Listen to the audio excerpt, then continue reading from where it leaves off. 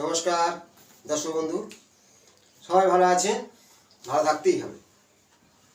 প্রত্যেকের ভালো থাকার জন্যে চিন্তা ভাবনা নিতে হবে। ভালো থাকা বাস্তব লজিক, এই বাস্তব আপনাদের জীবনে কতটা গুরুত্ব আমি হাত চাট বাস্তব দিচ্ছি দেবো। এর পরবর্তী আবার তন্ত্র নিয়ে ধরবো যে আপনাদের জীবনে তন্ত্র কতটা কাজ করে, বা কেউ ব্ল্যাক ম্যাজিক করে আমরা ক্ষতি করছে বাস্তবের মধ্যে, সে ব্যাপারে অবশ্যই জানাবো। প্রথম বাস্তব বিজ্ঞান শাস্ত্র সেই প্রভাবগুলো জানার অবশ্যই দরকার। শুভভাবে তো বাস্তব কীভাবে হয় সেই বিষয় জানুন। আপনার মেন গেট কতটা সুপ্রভাব দিতে পারে। যেমন আগের ভিডিও আমি নেগেটিভ গেটের কথা বলেছি, অকালমৃত্যু, দুর্ঘটনা বা বাস্তব কোন জায়গায় আগলে কোন জিনিস হয়। আজ যে বিষয় বলবো, সুপ্রভাবিত গেট আপনার বাস্তে আছে তো সুপ্রভাব হবেই। আপনার সন্তান ভালোই অর্থ ইনকাম করবে, বিজনেস করে হোক, চাকরিতে হোক, যে কোনো প্রকারে সেই গেট আপনার জীবনে কতটাই ভূমিকা দেয় সেই বিষয়ে আপনার বাস্তেতে সেই গেটটা সেই জায়গায় আছে কি জেনে নিন। না থাকলে প্রতিকার আছে অবশ্যই। প্রথম এই যে বাস্তু আদিম যুগ থেকে, তার আহত বহু যুগ যুগ থেকে হয়ে আসছে। আগেকার দিনে রাজাদের বাড়ি কেমন ছিল? রাজসভা একটা আলাদা, বসার জায়গা আলাদা, গোয়ালশালা আলাদা, বাথরুমের জায়গা আলাদা, কিচেন শাল আলাদা, সব আলাদা আলাদা ছিল। এখন সেই যুগ নেই। কেন? মানুষ অসংখ্য, জায়গা কম, আরও এরপরে আর মানুষ অসংখ্য, তাই একটা বাড়ির মধ্যে বাথরুম, রান্নাঘর সব কিছু করতে হয়। তাই বাস্তব নেগেটিভ শক্তিগুলো আমাদের মধ্যে সেগুলো প্রভাব ফেলবে। এবার বাস্তব যে দিকজ্ঞান, প্রথম তার দিকজ্ঞান থাকতে হবে। কম্পাস দিয়ে দেখলে আপনার জানতে হবে কোন দিক গেট আছে। প্রত্যেকের সূর্যকে নির্দেশ করে দিক নির্ণয় করতে হয়। সূর্য সবসময় পূর্ব দিক থেকেই ওঠে, একটু পৃথিবী সবসময় উত্তর পূর্বে একটু কাত খেয়ে থাকে, তাই একটু ঈশান হয়ে সূর্যটা ওঠে ঠিক 90 ডিগ্রিতে। তেমন গেটেরও ভূমিকা আছে। সেই গেট আপনার জীবনে অর্থ বয়ে আনবে তো? সেই গেট আছে তো? জানুন। এই যে বাস্তব একটা চারটে কোণ, আমাদের বাস্তব অনেক সময় অনেকের কোনো দিক বাড়া থাকে, কোনো দিক কমও থাকে। বাড়া থাকলে খারাপ, কম থাকলে খারাপ। এইবার সেই বাস্তবটা ব্যালেন্স করার জন্য বিভিন্ন পদ্ধতি আছে। অনেকে বাড়ি ওপরে বাড়িয়েছে, কোনো দিকে কমেছে, কাটিং হয়ে গেছে, সেটাও অশুভ ফল দান করবে। পরের ভিডিও অবশ্যই সেই সব তত্ত্বগুলো জানাবো।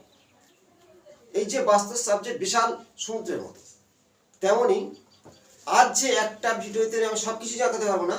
কয়েকটা মেন গেট আপনার বাড়িতে করলে আপনার সুপ্রভাবিত হবে, অর্থ গমন করবে, শিক্ষা বাড়বে, সম্মান বাড়বে। সেই গেটের সম্পর্কে আপনি এই ভিডিওটা পূর্ণভাবে দেখে প্রত্যেকে শেয়ার করবেন, লাইক করবেন এবং সাবস্ক্রাইব করাবেন। নতুন নতুন তথ্য আপনার সামনে পৌঁছে যাবে।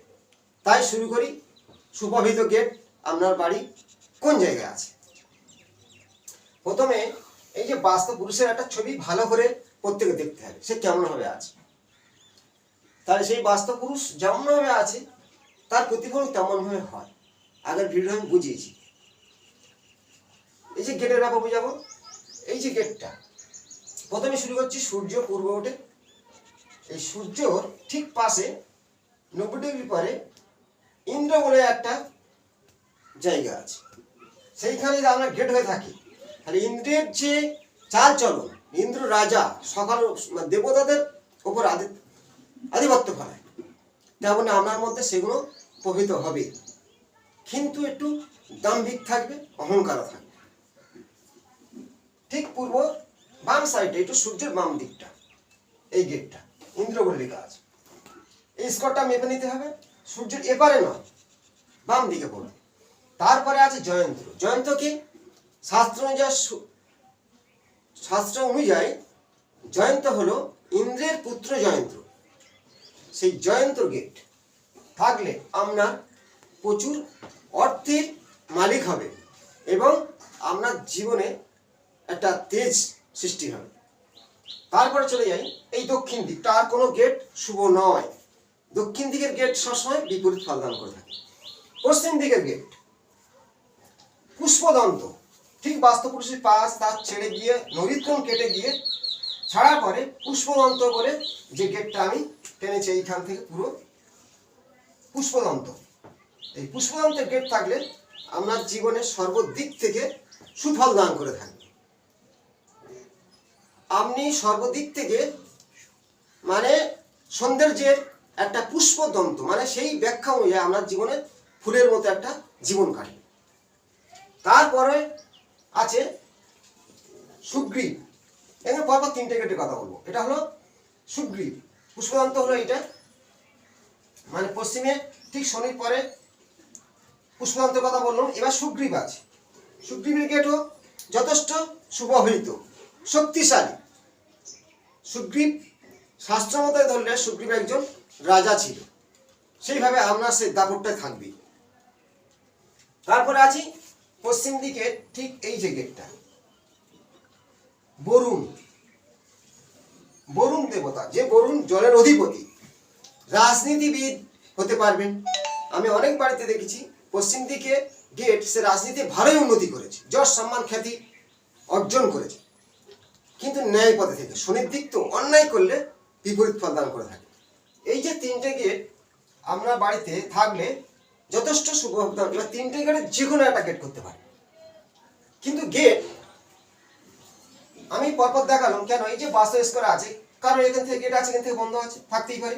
এবারে বন্ধ, এখানে গেট আছে, এখানে গেট আছে। যেমন পূর্ব দিকে এই যে গেট, ওপারে দেয়াল আছে, এবারে গেট হতেই পারে, কিন্তু এই দিকটা গেট শুভ দান করবে না। তেমনি এবার চলে আসি উত্তর দিক।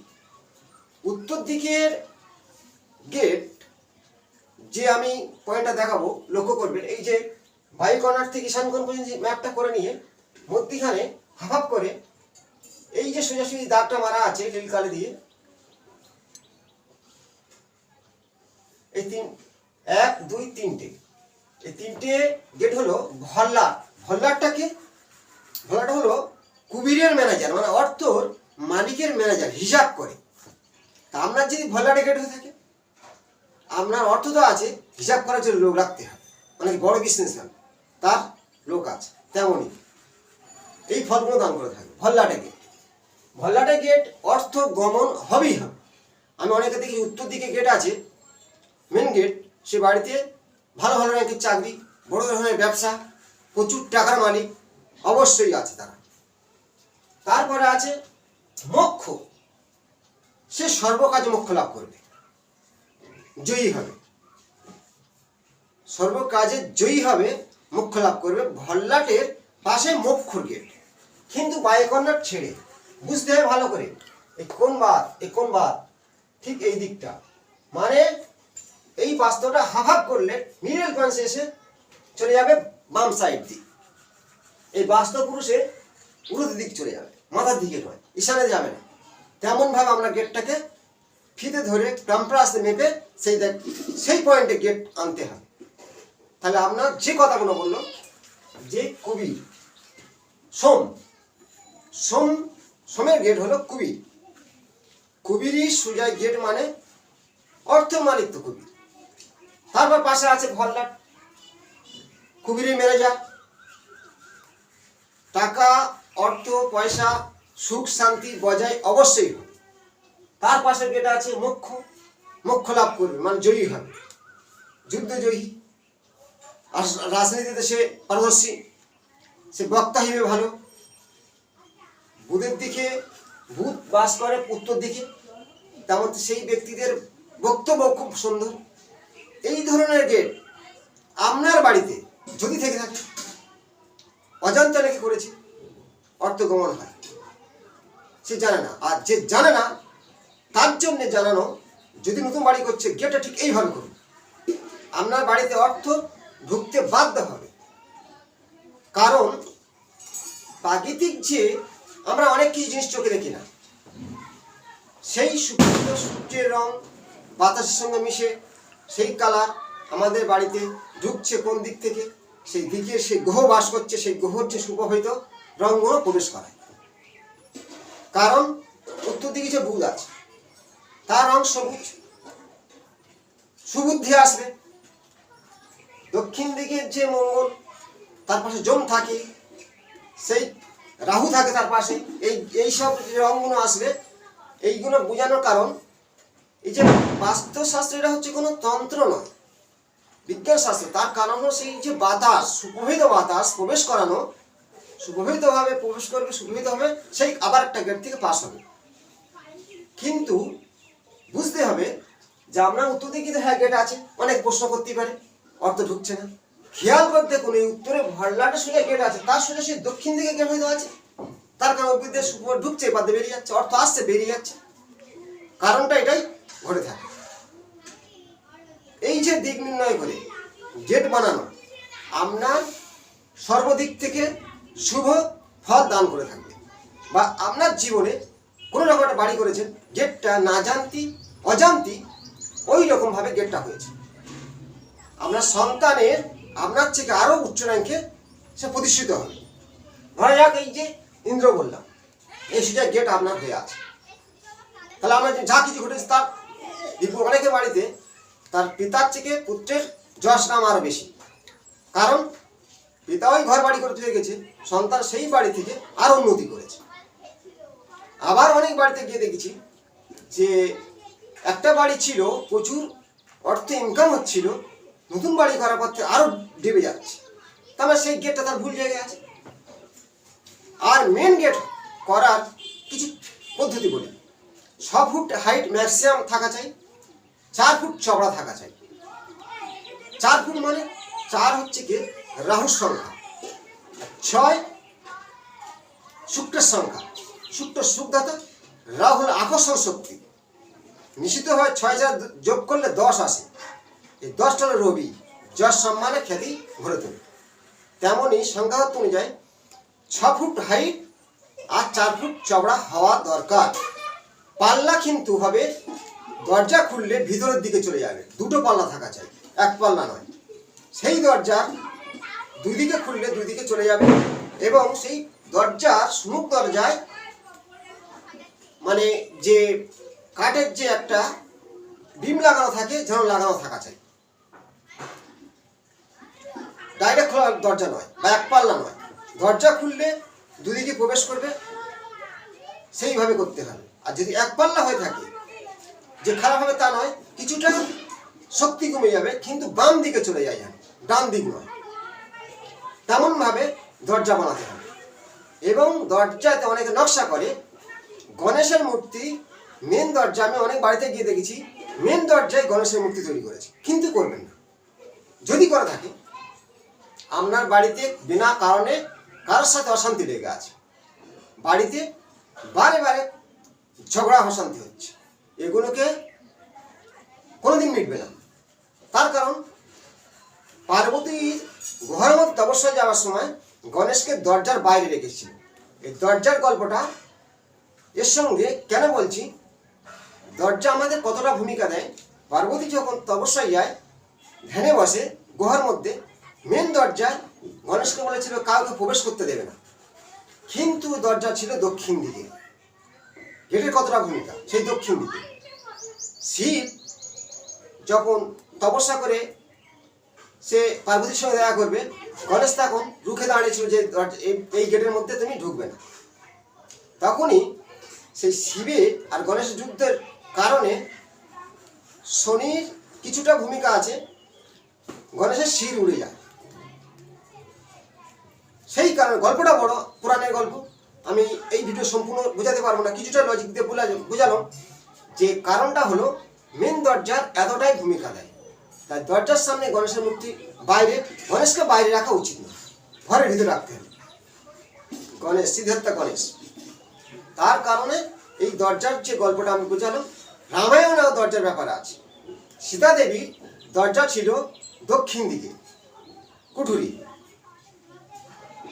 সেই কুঠুরি থেকে সীতাকে হরণ করে নিয়ে যায় রাবণ রাজা। পরবর্তী অংশে সেই কুঠুরিতে ওরা এসে দেখলো যে সীতা নেই, তার জন্য এতটা কষ্ট ভোগ করতে হয়েছে। এবার সেটা ক্যালকুলেশনগুলো বৈশিষ্ট্যমণি যে এই বাড়ি থেকে সীতাকে হরণ করেছে, কারণটা কি বোঝা গেল, দক্ষিণ দিকের দরজা থেকে রাবণ রাজা হরণ করে নিয়ে গেছে। তাই আজকাল দক্ষিণ দিকের দরজা আমরা প্রায় বাড়িতে প্রমাণ করেছি, মামলা মকদ্দমা ঘটেছে, তার স্ত্রী চলে গেছে, এই ঘটনাগুলো ঘটে। শাস্ত্র অনুযায়ী, বিজ্ঞান শাস্ত্র অনুযায়ী অবশ্যই ফলদানগুলো আপনাদের ঘটে থাকে। আমি যে ভালোভাবে এইগুলো দেখালাম, নিজেরা ম্যাপ করে করে মিলে দেখবেন। যদি আপনার মিলে কমেন্টে জানান, আমি বাস্তব ভিডিও দিচ্ছি। পরবর্তী অংশে আবার আমি খুব সুন্দর সুন্দর তথ্য নিয়ে আপনার সামনে হাজির হব। সঞ্জয় মণ্ডল, অ্যাস্ট্রোলজি। নমস্কার।